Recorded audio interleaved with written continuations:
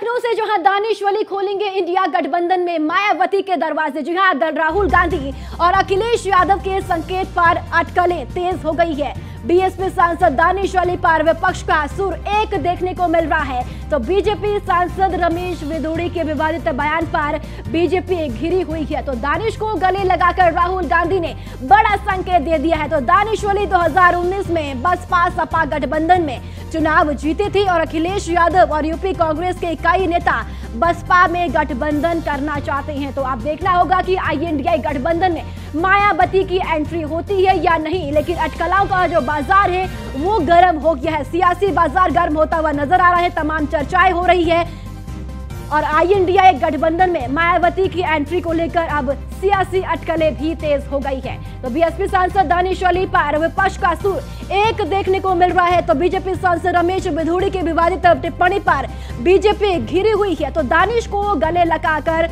राहुल गांधी ने बड़ा संकेत दे दिया है। तस्वीरें भी आप उस दौरान की देख सकते हैं जब दानिश वली को राहुल गांधी ने गले लगा लिया था, जिसके बाद से अब जो अटकलें हैं, जो कयास है, वो लगातार बढ़ते ही जा रहे हैं।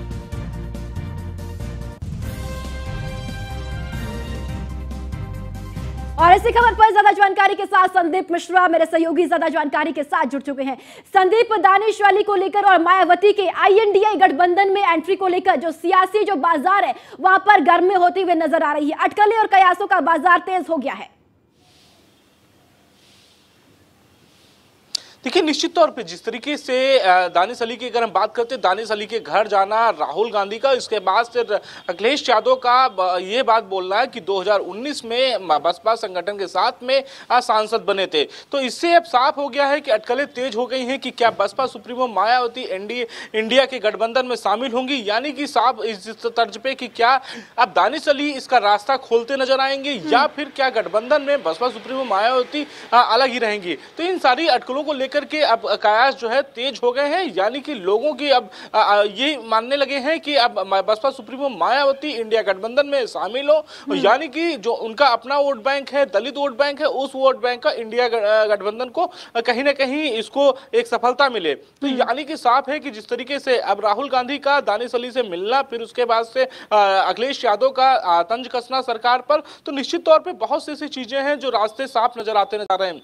यानी कि जिस तरीके से 2019 में बसपा और समाजवादी पार्टी एक साथ चुनाव लड़े थे और कहीं ना कहीं उस वहां पर बसपा को बहुत ज्यादा फायदा हुआ था, लेकिन जहां गठबंधन जब टूटता है दोनों लोगों के बीच में, तो बसपा सुप्रीमो मायावती ये कहती हैं कि ये जो बस वोट बैंक था वो सिर्फ बसपा का वोट बैंक था, यानी कि यहाँ पे समाजवादी वोट बैंक बिल्कुल नहीं था। तो इन बातों को लेकर के फिर वो गठबंधन टूट जाता है। लेकिन कहीं ना कहीं अब जब फिर से 2024 के लोकसभा के चुनाव है, लोकसभा चुनाव को लेकर के एक महागठबंधन बनता है, इंडिया गठबंधन बनता है, जिसके बाद से बसपा सुप्रीमो उस गठबंधन से दूर रहती है। यानी कि अब तक वो कहती नजर आ रही है कि हम अकेला चलो अभियान के तहत जो है चुनाव लड़ने का प्रयास कर रहे हैं, यानी कि लेकिन कहीं ना कहीं अब दानिश अली को समर्थन मिलना एक बड़ा संकेत दे रहा है। तो यानी कि इससे माना जा रहा है कि कहीं इंडिया गठबंधन में बसपा सुप्रीमो मायावती की एंट्री होती है या नहीं होती, लेकिन लोगों की आशाएं हैं कि दलित और मुस्लिम वोट बैंक कंफ्यूज ना हो, इसको लेकर के अब जो है बसपा सुप्रीमो इस गठबंधन से जुड़े और इसके साथ जुड़ने के बाद से लोकसभा चुनाव में जो एक वोट बैंक है दलित और मुस्लिम का, वो मिलता हुआ नजर आया इंडिया गठबंधन को। जी चलिए, ठीक है संदीप, आप बने रहिए हमारे साथ, आगे भी आपसे जानकारी लेंगे।